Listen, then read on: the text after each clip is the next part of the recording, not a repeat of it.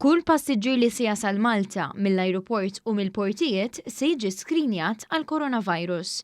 Fis-stqarrija tal-Ministeru tas-Saħħa ingħad li matul din il-ġimgħa se jkunu qed jiġu installati kameras li jittestjaw it-temperatura tal-ġisem ta' gruppi ta' persuni biex kull min jidħol f'Malta jiġi ċċekkjat għas-sintomi tal-coronavirus. Kull persuna li jista' jkollha xi sintomi ta' dan il-virus fosthom deni se tiġi analizzata b'mod individwali mill-professjonisti mediċi.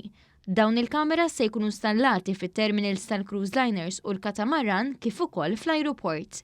Filwaqt li appella l-kooperazzjoni tal-pubbliku, id-Dipartiment tas-Saħħa qal li kull min f'dawn l-aħħar 14-il jum żar pajjiż milqut minn dan il-virus u issa qed juri sintomi ta' mart respiratorju għandu jikkuntattja li tabib tiegħu jew iċempel fuq in-numru 2132 4086.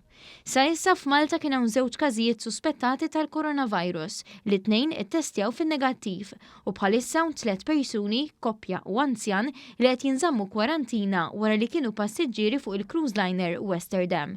Sa issa dawn in-nies m'għandhom l-ebda sintomi tal-virus. Intant dawn il-miżuri ta' prevenzjoni li se jkunu qed jiddaħħlu mill-awtoritajiet tas-saħħa Maltin saru brabta ma' dak li qed jiġri fil-pajjiż ġar l-Italja. Matul il-jum l-Italja poġġiet 12 belt taħt kwarantina stretta wara li 139 persuna ttestjaw fil-pożittiv għal coronavirus. Sa issa kien hemm 2 anzjani li tilfu ħajjithom kawża tal-coronavirus fl-Italja.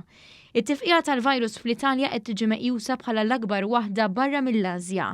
90 minn dawk bil-coronavirus jinsabu fil-Lombardija, filwaqt il-kumplament jinsabu f'Veneto, Venezia, Lazio u Emilia Romagna. Rapporti fil-medja Taljana qed jgħidu wkoll li hemm każijiet suspettati f'Milan. Minħabba din it-tifqija ġew posposti wkoll numru tal-logħbiet tal-futbol li kellhom jintlabu l-ħadd fosthom uħud mill-partiti tas-Serje A.